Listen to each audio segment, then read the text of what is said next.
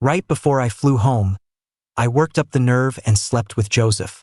I figured, starting tomorrow, we'd be on opposite sides of the world. He'd never see me again, so he couldn't get even. Besides, I'm just a beta. I can't get pregnant, so he wouldn't have to take responsibility for anything.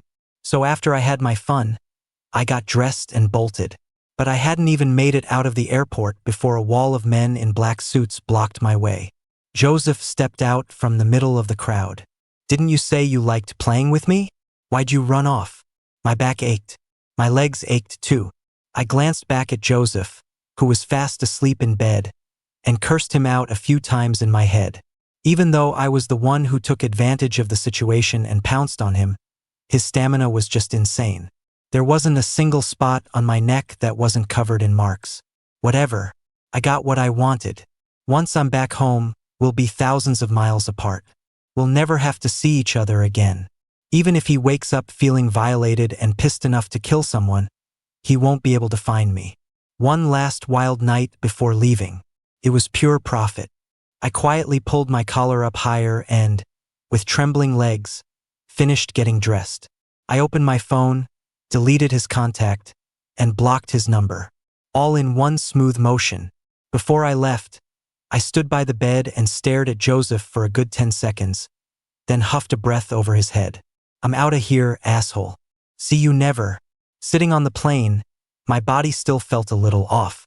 I shifted uncomfortably in my seat, trying to make the weird feeling less intense. Joseph, he's probably awake by now. Thinking about what we did, he's probably furious right now, wanting to crucify me and make a public example out of me. To be honest, I never expected things to turn out like this. The truth is, I've had my eye on Joseph for a long time.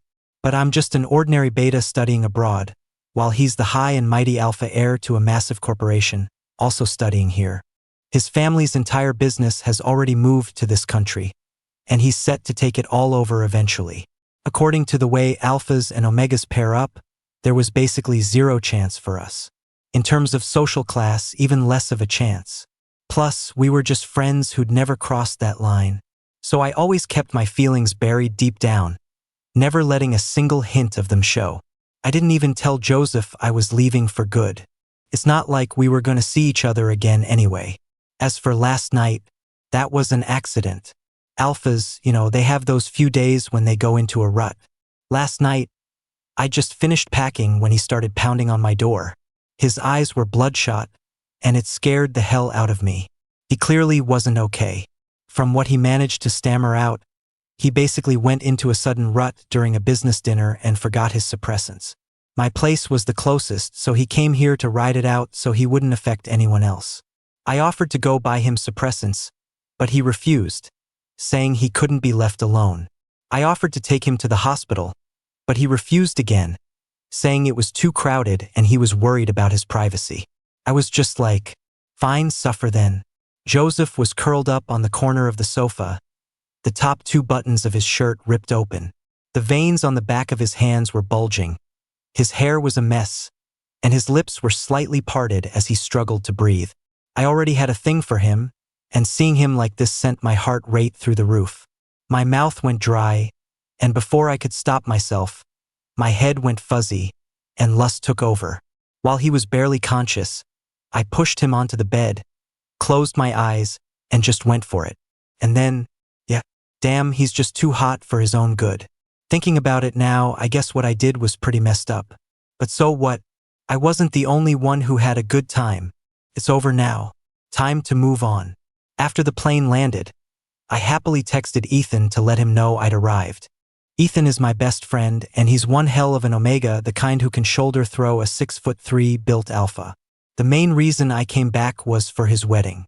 I pushed my luggage cart, humming a little tune as I headed for the exit to find my bestie. But before I'd taken more than a few steps, a whole group of guys in black suits, like they were clones, right down to the haircut, formed a wall in front of me. What the? The 2 men in the middle took a step back, and Joseph strode out with those long legs of his jaw clenched and a dark look on his face. He stared at me, his eyes narrowed as he let out a cold laugh. "Didn't you say you liked playing with me? Why'd you run off?" I froze on the spot, my world collapsing around me. I'm so screwed. Why is Joseph here? How did he know I was flying home? My limbs felt like they didn't belong to me. After standing there stunned for a long moment, I managed to force a smile that was uglier than a ghost's. Fancy seeing you here. Joseph took 2 steps forward, closing in on me with an intimidating presence. Fancy? I asked you a question. You just hit it and quit it? Or were you not satisfied with my performance? Tell me what you didn't like. I was stunned, and a wave of heat rushed to my face. Dude, we're in public. At the airport. There are people everywhere. Even if you're going to execute me, can't you wait until we're somewhere private? I was mortified and instinctively took a step back. But Joseph didn't give me an inch of space, pressing forward and grabbing my arm. You didn't even say goodbye. Just ran back home without a word. What the hell? Let go of him. My eyes lit up. That voice. I turned my head and saw my savior, Ethan, striding towards us as if surrounded by a holy light, like a god descending from the heavens. My nose tingled, and I felt like I was about to burst into tears of gratitude. Thank God. I'm not going to die. Ethan smacked Joseph's hand away, shielding me behind him like a protective mother hen. His tone was sharp. Excuse me, sir, are you trying to kidnap someone in public? You think there are no laws here? Joseph's expression was ugly, his gaze dark enough to drown in as he stared at Ethan. But a moment later, another tall, built alpha stepped in front of Ethan, his presence strong enough to match Joseph's. What is this, a human barricade? After a few seconds of strange silence, Joseph took a step back, a smile that didn't reach his eyes on his face. Cole. Long time no see. Cole? Oh right, Ethan's husband. The 6'3" alpha returned a practiced, corporate smile. Joseph. Hope you've been well. Sorry, my husband and I are here to pick up his friend. We don't really have time to catch up. If there's nothing else, we'll be going now. Brooke. The man called out, and a butler in white gloves appeared with another wave of men. They respectfully took my luggage from me, bowed, and made a gesture for us to proceed. Ethan tugged on my arm. Let's go. I glanced over at Joseph. Besides the look in his eyes that was skinning me alive, his face was cold enough to cause frostbite. I ducked my head. Oh, okay. Survival first. Running away was the best option. Ethan, being the total badass he is, led me away.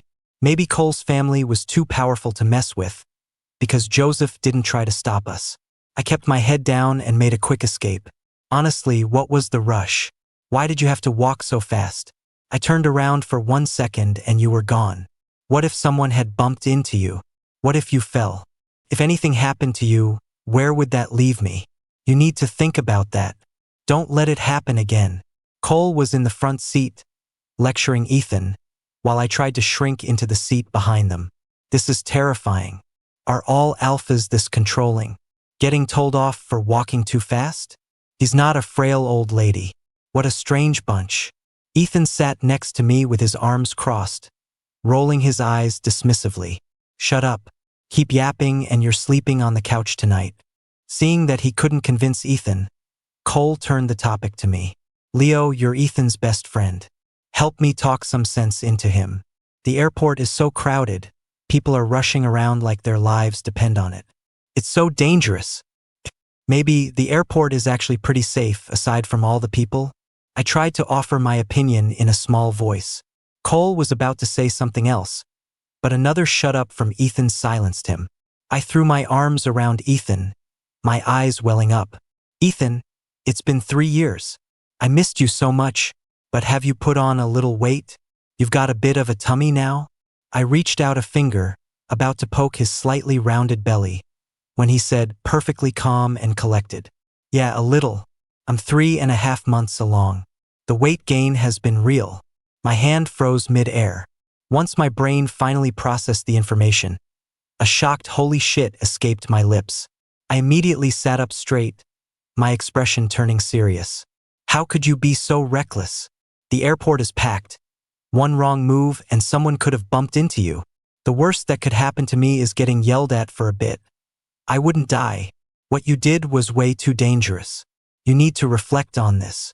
Never again. Ethan. Exactly. Cole nodded enthusiastically from the front seat. Ethan looked exasperated and rubbed his forehead, waving a hand. Let's not talk about this. What about you? What was that all about? Who's that Joseph guy? You two have beef? Well, I scratched my cheek, the confidence I just mustered up instantly deflating. I let out a dry laugh. It's a long story. That guy slept with you? In the spacious villa, Cole's shocked shout echoed through the room. Ethan clicked his tongue and smacked him on the back of the head. Can you keep your voice down? Ahem. I coughed to cover my embarrassment. Correction, I slept with him. But Cole wasn't listening. I can't believe it. Joseph seems so prim and proper, but he'd pull something like that. I really underestimated him. I buried my face in my hands. Ethan patted my shoulder. So what are you thinking now? What am I thinking? I sighed. I don't know. I was just blinded by lust. If I had known Joseph was coming back home too, I never would have had the guts. You saw him at the airport. He looked like he wanted to eat me alive. He's probably so pissed at me he can't see straight, just wants to teach me a lesson. Cole let out a strange little laugh, leaning back on the sofa with an arm around Ethan. He's definitely pissed, but what he's pissed about is hard to say. But he for sure wants to teach you a lesson. So, do you like him? Ethan asked. I rubbed my face. Yeah, I do. Body and soul. But it doesn't matter if I like him. Joseph doesn't like me. Right now, all he wants is to settle the score, probably in a murder and bury the body kind of way. Ethan was about to say something else, but Cole stopped him. All right, don't you worry about it. This is their business, let them handle it. As an alpha, I know what Joseph's like. You just need to take care of yourself. I nodded quickly. Yeah, don't worry about me. Just focus on your health. I couldn't let my problems stress him out. That would be a huge sin. After chatting for a bit longer, I said goodbye to the happy couple and left. I dragged my suitcase and a huge pile of snacks from Ethan back to my apartment. As soon as I stepped out of the elevator, I saw a tall, straight-backed man leaning against my front door. I sucked in a sharp breath and turned to leave. But when I turned around, 2 bodyguards in black suits and sunglasses were standing guard at the elevator, one on each side like a pair of sentinels. Crap, there's no escape. Can I call the cops? Joseph's voice drifted over like a ghost. Well, you're home. Aren't you going to open the door? I shivered, my scalp tingling. Right on it. I used my fingerprint to unlock the door and squeezed through the crack. Just as I was about to slam it shut, a hand shot out and caught the edge. Joseph forced the door open, strode inside, and slammed it behind him. Then he pinned me against it, his body pressed incredibly close. My breath caught in my throat.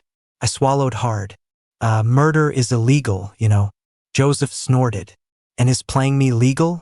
Probably not a crime, just morally questionable. I mumbled, my argument weak. Is that so? Joseph leaned in closer, our noses almost touching. The danger was palpable. Then you should play me a few more times. Did I break his brain?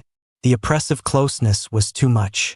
I squeezed my eyes shut and pushed him back half a step with both hands. His expression instantly darkened, so I quickly put on a suck-up smile. You must be tired from standing for so long. Why don't you have a seat on the sofa? I'll go make you some tea. I ducked under his arm with surprising agility and scurried into the kitchen. The atmosphere was silent and awkward. So awkward I wanted to bounce my leg.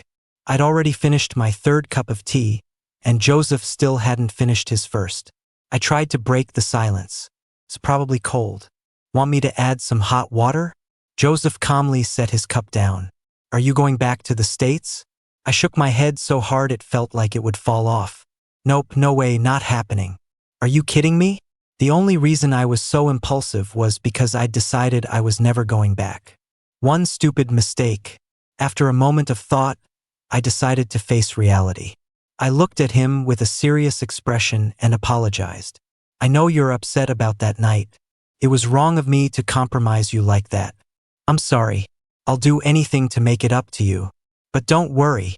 Once you go back to the States, you'll never see me again, and you won't have to think about this mess. I kept my head down, not daring to meet his eyes. Joseph didn't respond, lost in thought. After a long pause, he said, "Fine. I understand." I breathed a sigh of relief. He stood up and I quickly stood up too. "I'll walk you out. Where am I sleeping tonight?" Wait, you're sleeping at my place." I was so stunned I thought my soul had left my body. Joseph raised an eyebrow. "What? Didn't you just say you'd do anything to make it up to me? You took my innocence and I can't even stay for one night?" My soul felt like it had been struck by lightning and fried to a crisp. Took a full minute to recover. I ground my teeth, a look of grim acceptance on my face. "Fine. Of course you can. I have 3 bedrooms. Take your pick." This is so surreal. Right now, Joseph is sleeping in my apartment, in the room right next to mine. I stared at the re-added contact on my phone. He'd stared me down until I added him back earlier, and slammed a pillow over my face in frustration. I had been so ready to cut all ties, and now everything was going in the complete opposite direction. What does Joseph want? What does he even feel about me? He can't possibly want me to take responsibility for him, can he? I turned off my phone but tossed and turned, unable to sleep, my mind a chaotic mess. After turning over for the 80th time, I sat up in despair and sighed like an old man. What about Joseph? Is he asleep? After a moment of hesitation, I got out of bed, shuffled in my slippers, and tiptoed to his door like a thief. The door was cracked open, not fully closed. The lights inside were off, completely dark. I very carefully pushed the door open and crept to the side of the bed. Joseph was sound asleep. In the moonlight filtering through the window, I traced the lines of his eyebrows and the bridge of his nose with my eyes. Joseph has one of those stay away from me faces. When he's not smiling, nobody dares to mess with him. But now, asleep, the usual coldness in his features had softened into a rare gentleness. My gaze drifted down to his pressed lips. That mouth, I bit it so many times that night. They're thin, but they're so good to kiss. As if possessed, I slowly leaned down. It wasn't until my eyelashes almost brushed his cheek that I snapped back to my senses. Am I insane? I was so shocked by my own actions that I was about to pull away when a warm hand suddenly cupped the back of my neck with undeniable strength. Joseph opened his eyes. "Why'd you stop?" I know, I was checking to see if you were covered." The rest of my sentence died in my throat, because Joseph suddenly pulled me down by the neck, and his mouth crashed onto mine. My heart pumped blood furiously through my body, my eardrums were ringing. I stared blankly, forced to accept Joseph's kiss. My thoughts froze the moment our lips and tongues met. The kiss deepened, and my body temperature started to climb, my skin flushing with heat. He pulled me on top of him, and in the tangle of limbs, he flipped me over and pinned me underneath. The moment Joseph's hand touched the side of my waist, my dazed mind snapped back to reality. "What are we doing?" I shoved him off with all my strength, and before Joseph could say a word, I scrambled out of the room. As I sat huddled in my own bed, legs pulled to my chest, my heart was still pounding like a drum. Joseph, he kissed me. On purpose. He kissed me while he was fully conscious, with nothing clouding his judgment. What does that mean? Does he like me too? A wave of excitement started to build inside me, but it didn't last long before a flood of problems washed it away. If Joseph really likes me, what do I do? Should I be with him? Putting aside our different social statuses, I'm just a beta. I can't soothe him with pheromones, and my chances of conceiving are extremely low. A family like his would never let their heir be childless. Even if he was willing to fight for me, what if he meets an omega with a high pheromone match later on? Would he? Just thinking about that scenario made my heart clench. My thoughts were a tangled mess with no way out. I stared at the dark ceiling, my fingers tracing my lips. After half a minute, I pulled the covers over my head. The next morning, I dragged myself out of bed with dark circles under my eyes, feeling half dead. I'd stayed up way too late and had no energy. I hesitated before opening my bedroom door. When I see Joseph, what am I supposed to say? Do I act like nothing happened and just say good morning? Or do I ask him why he kissed me? How could I start that conversation without it being horribly awkward? I took several deep breaths, psyching myself up before finally opening the door. But it turned out all that hesitation was for nothing. There wasn't a soul in the apartment besides me. Joseph had left early that morning.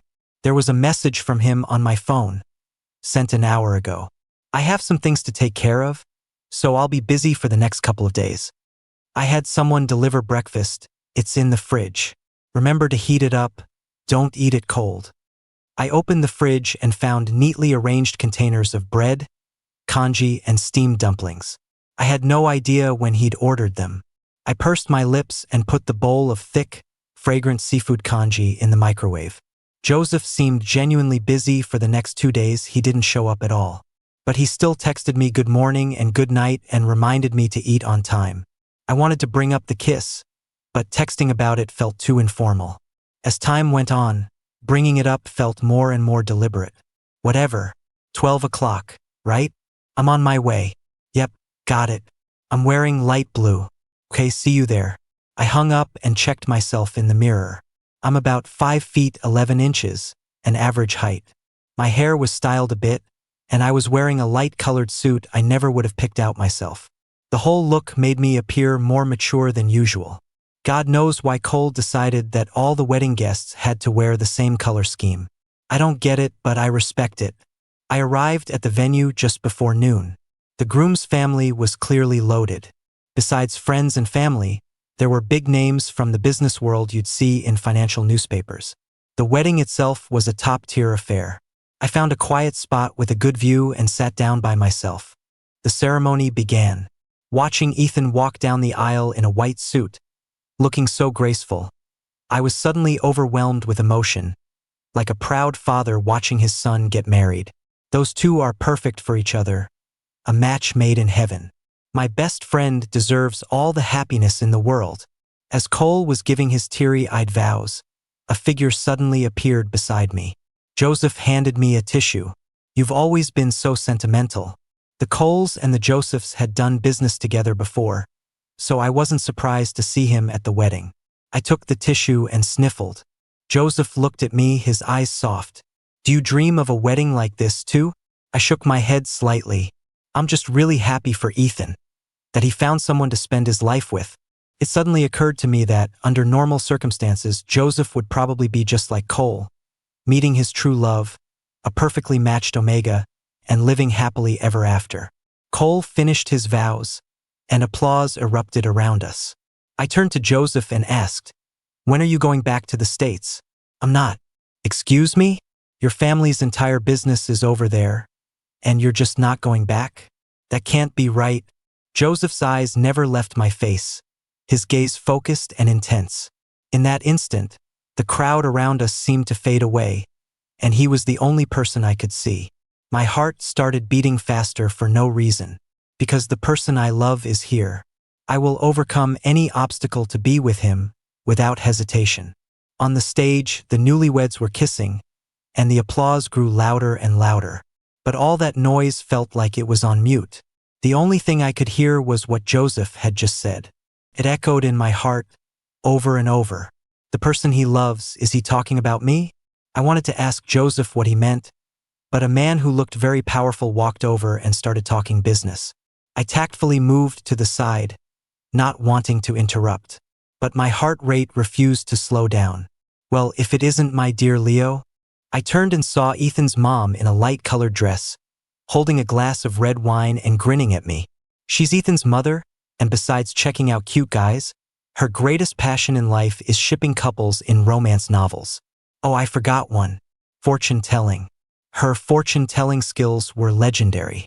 From small things like how many suitors someone had to big things like what secondary gender they would present as, she had accurately predicted countless events in Ethan's life. She never missed. She nudged me with her elbow. Why the long face? Shouldn't you be all lovey-dovey with your husband right now? My eyes widened. What husband? HM? You and Joseph aren't together yet? I shook my head like a bobblehead. I wasn't even surprised that she knew Joseph's name. She tapped her chin, muttering to herself, did I get the timeline wrong? It has been a while. What?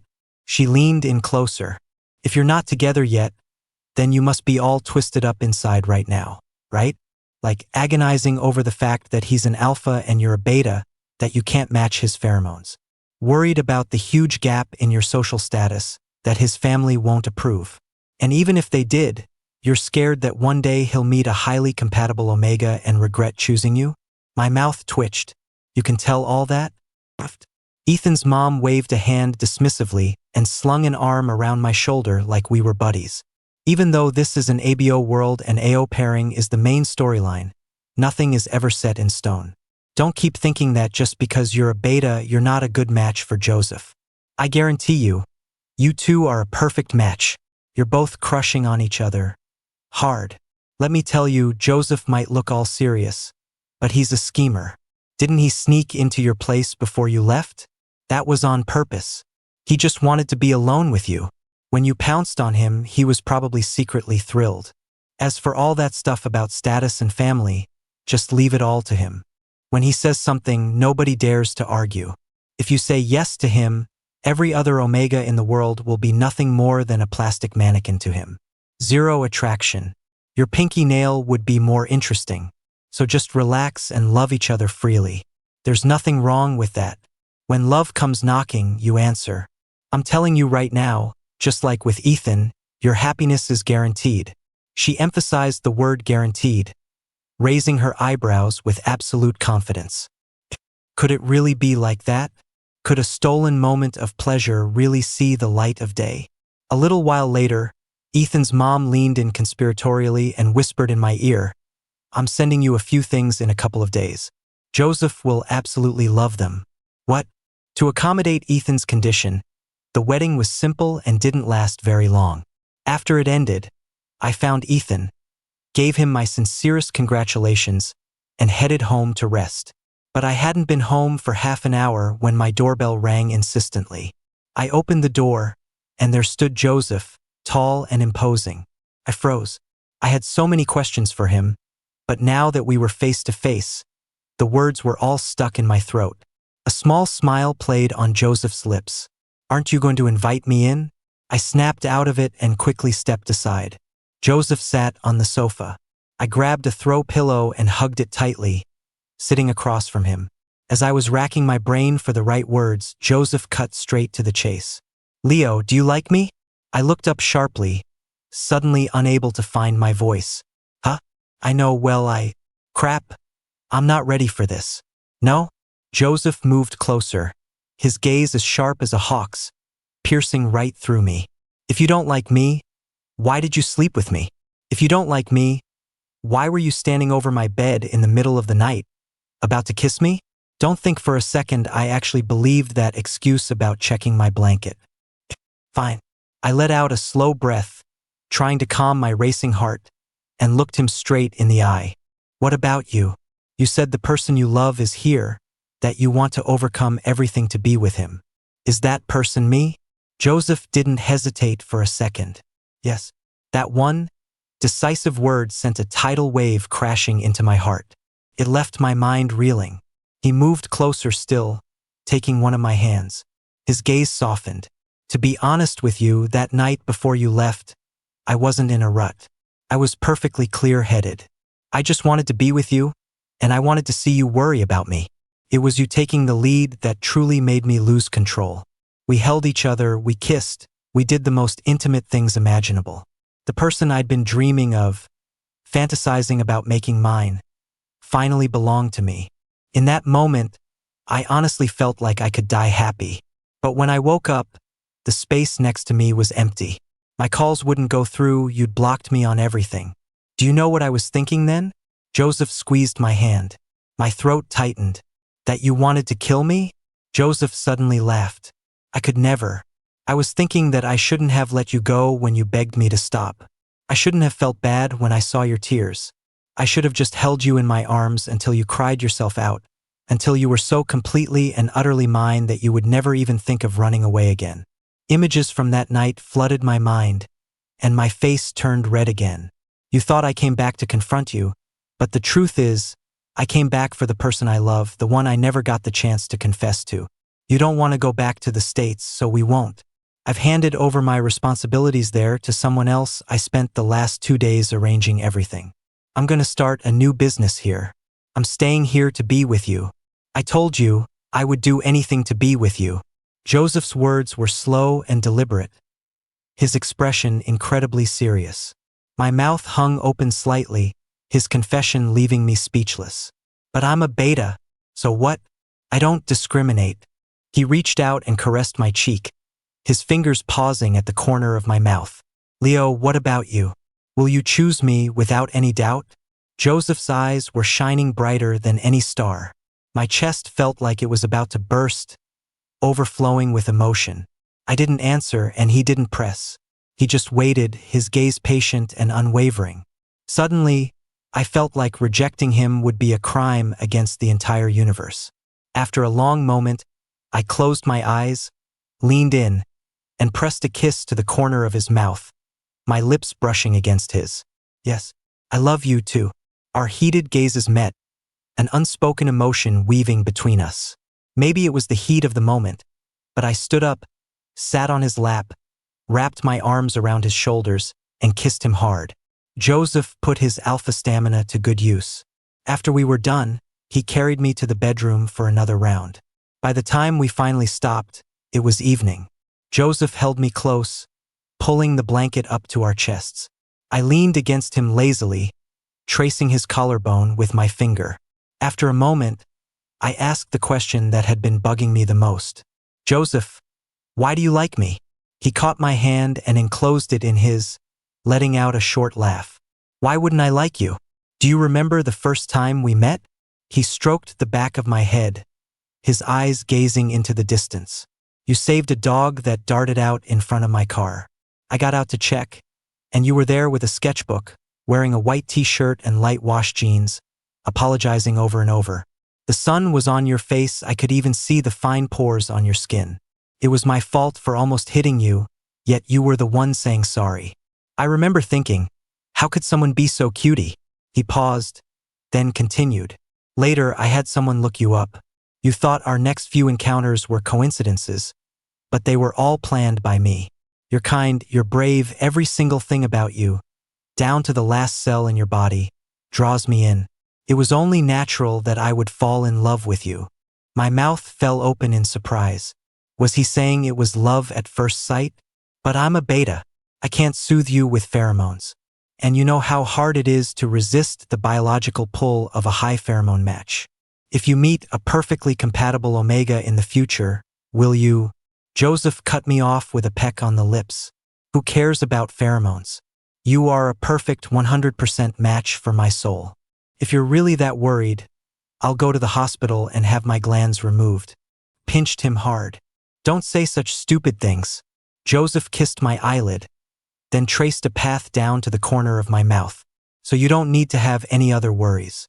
And even if you do, I'll get rid of them before they can turn into real fears. He took my hand and pressed it against his chest, saying with almost religious devotion, "As long as you love me, this heart will only beat for you." I could feel the strong, steady rhythm of his heartbeat. My own chest could no longer contain the fierce, surging emotions. It felt like it would explode. Maybe I really should be braver. Since we love each other, why can't we have a happy ending? To hell with social status and AB compatibility. I've claimed him and he's mine. I looked into his bright eyes, leaned up, and whispered against his lips. "Yeah, me too." Since I was too lazy to move, Joseph insisted on moving into my 1,200 square foot apartment, which to him was probably as glamorous as a homeless shelter.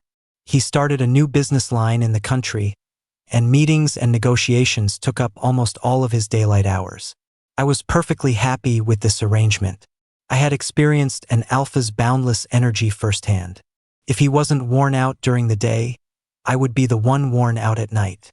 Once or twice I could enjoy it, but every single day, it was going to be the death of me. While Joseph was at work, I'd stay home and draw my webcomic.